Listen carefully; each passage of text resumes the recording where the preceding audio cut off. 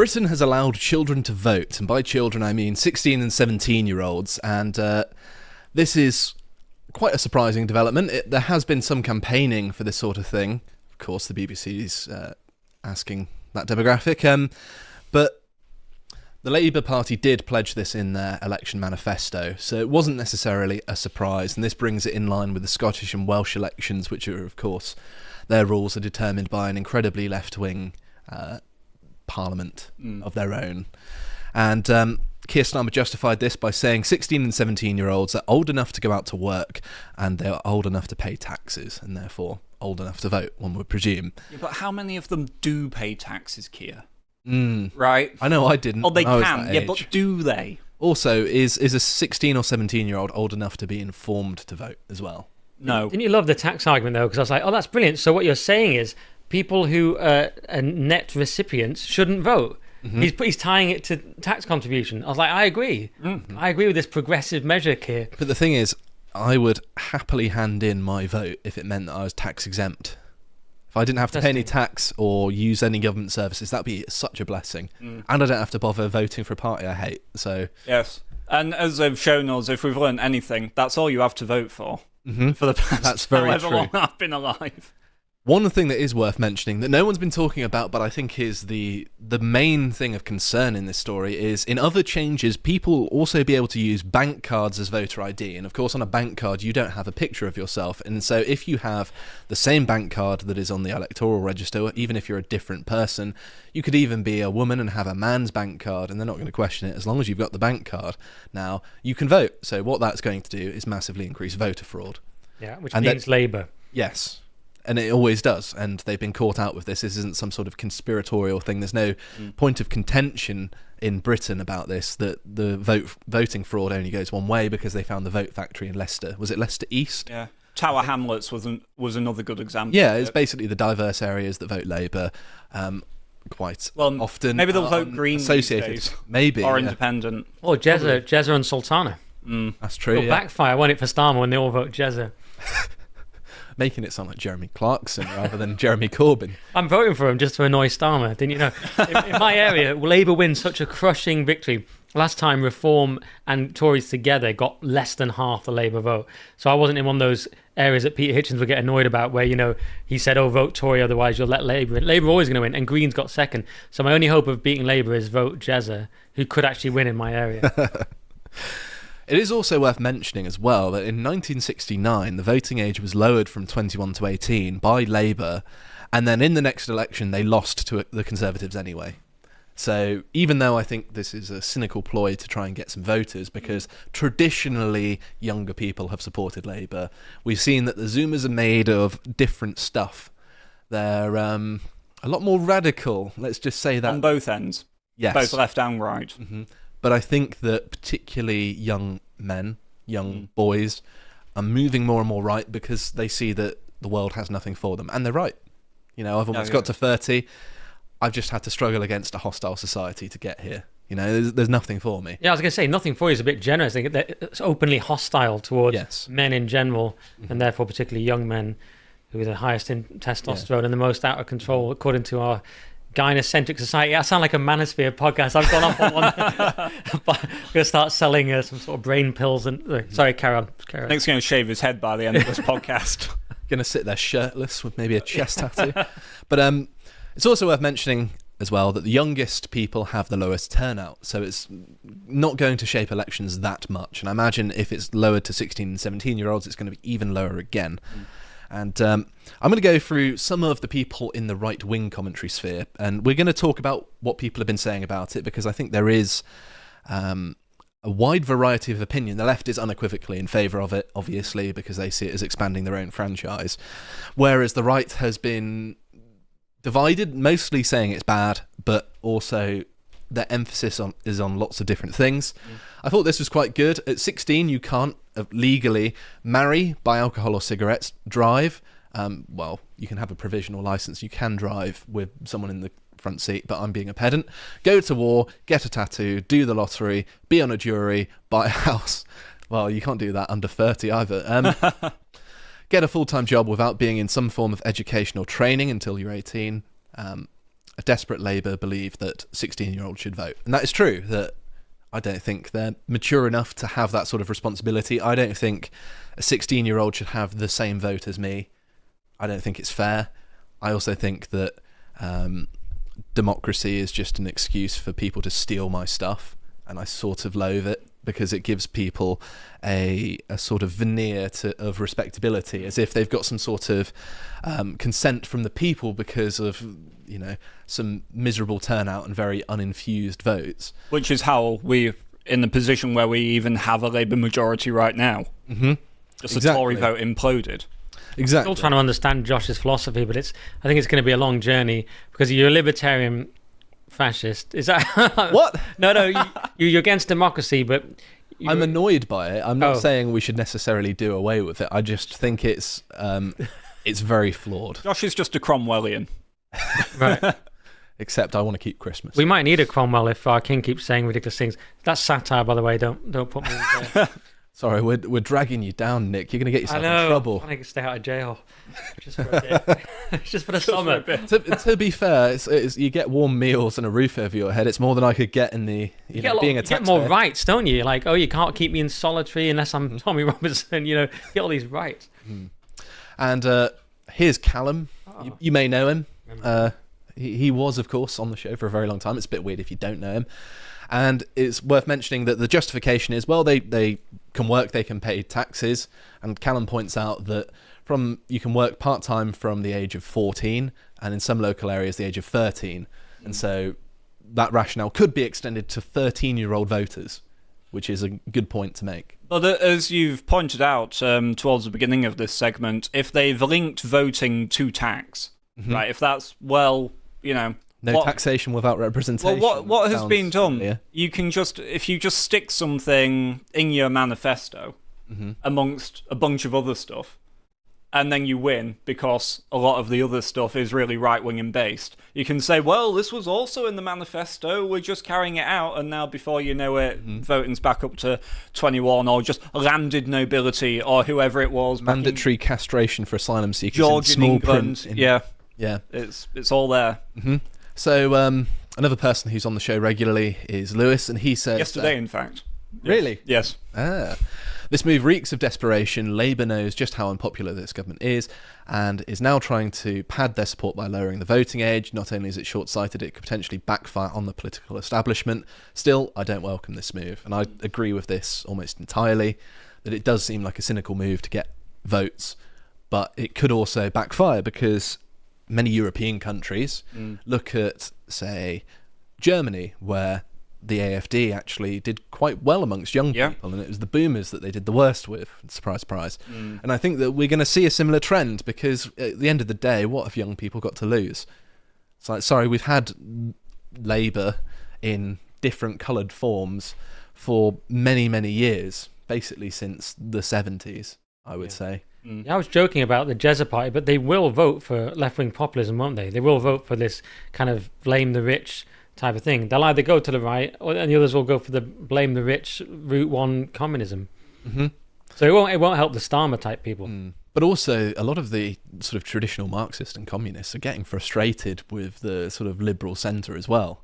Yeah, they hate many of the same talking points, actually. It's weird. In particular, I've been seeing sort of the Novara media types saying our talking points. I'm like, blimey, what's happening to the world? Yeah. That left and right are sort of uniting against the middle. I know, Bastani's been liking a lot of Harry's tweets. It's a strange world. He replied to me today, Bastani, with a laugh. Really? Yeah. Mate, Bastani, maybe is he like a secret? Is he like game.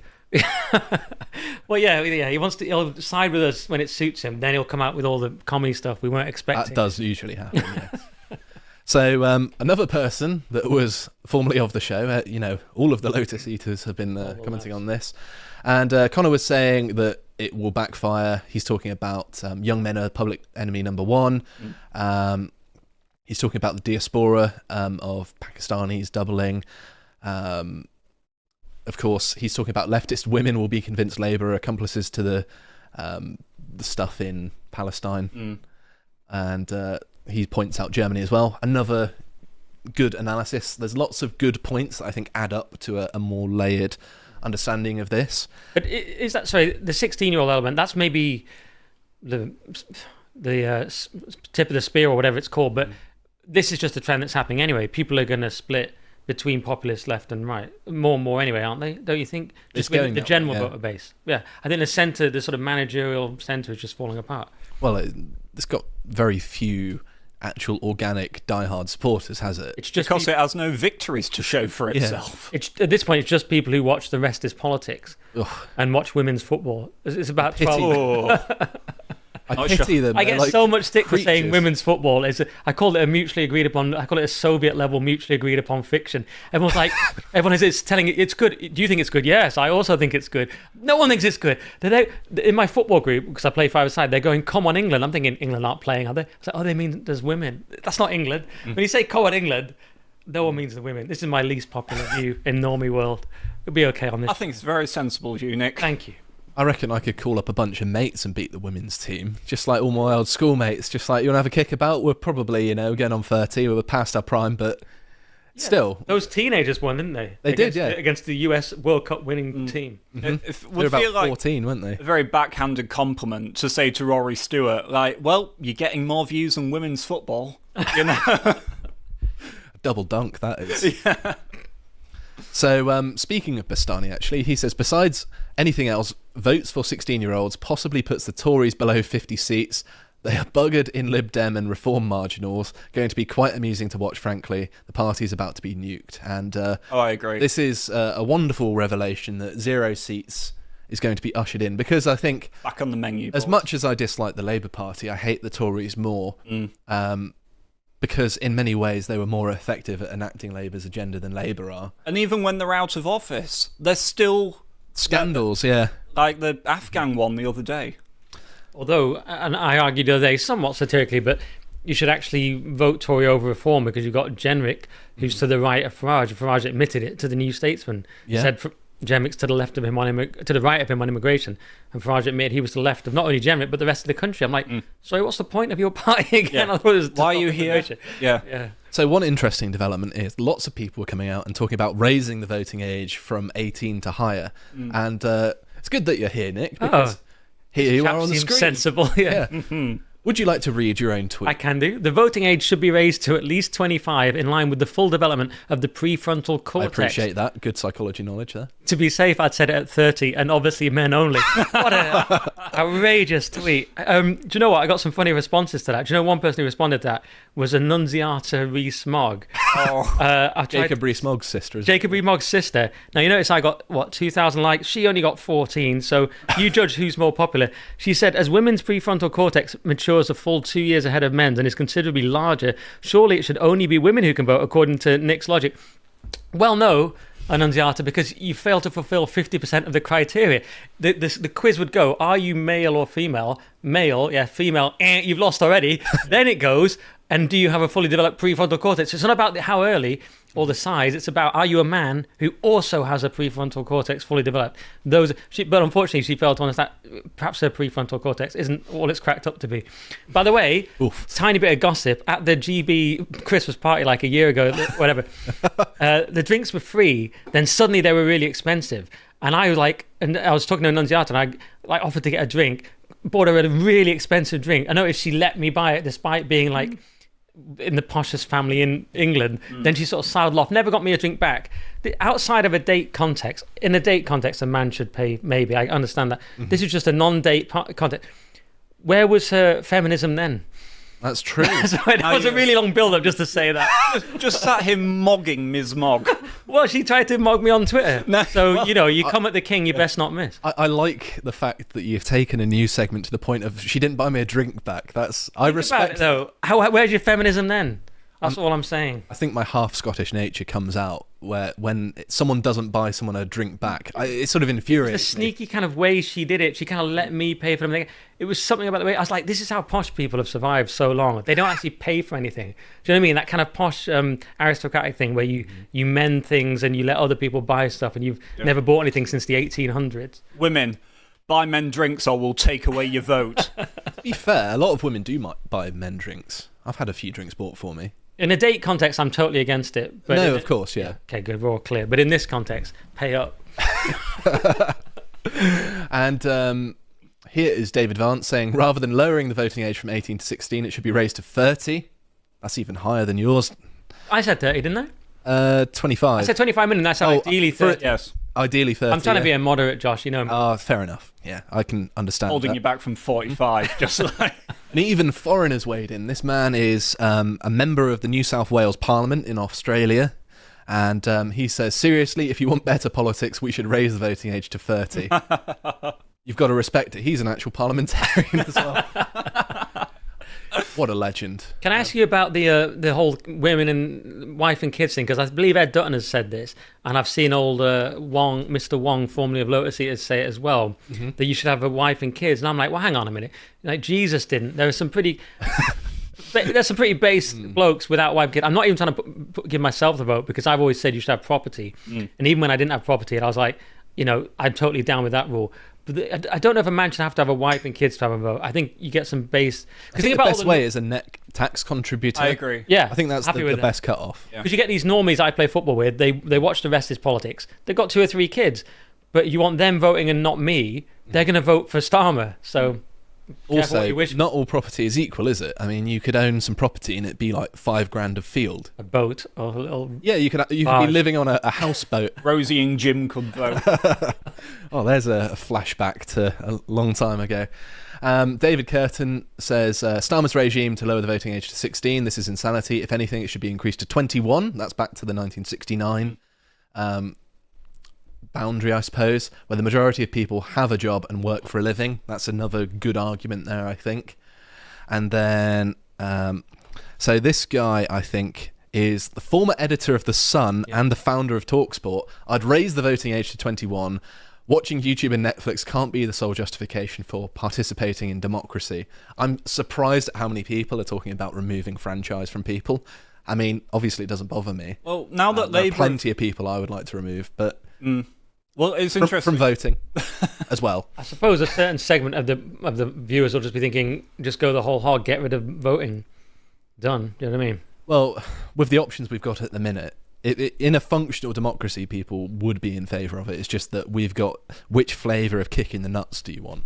Well, just the people that say democracy doesn't work because it turns everyone into a political agent, then you have to get the propaganda, mass media, then you get social media where everyone becomes a political actor, so it has to be constantly propagandized 24/7. You get rid of that, you just let the elite get on with it. This assumes, though, a sort of righteous elite, which obviously we haven't seen for a long time, maybe ancient Greece or something. I think if you can trace your family back 500 years and you're an aristocrat, I'll get behind that. Yeah. They're normally pretty switched on people. Okay. Yeah. I'm not actually suggesting Except that seriously. Annunziata Rees-Mogg, obviously. Yeah, we've got exceptions, don't worry. And finally, there were some predictions. Here's Amy Gallagher, who I've interviewed before, actually. She makes the prediction that the next push will be for foreign nationals to be given the vote. And now, this seems a little bit out of the paradigm at the minute in Britain, but of course, look at the United States, and what often goes on in the US seems to eventually find its way to the UK, and they were allowing foreign nationals to vote. They were letting illegals vote in their elections pretty shamelessly and openly, weren't they? And I think that it may well come to that. And if the franchise slowly expands more and more, the justification becomes stronger and stronger in their minds. And so that may well happen. But with postal votes and just your bank card, it's basically that anyway, isn't it? Yeah, that's true. Yeah. You could easily get around it. And you shouldn't vote fraudulently. I'm not just saying that to, what's the word? Toe the line of the law. I genuinely mean it, that, it is important to be legitimate. And so please don't cheat. I agree. And I suppose to end this, of course, this is an absurdity. It's a cynical ploy to win votes. But it may well backfire, and I hope it does.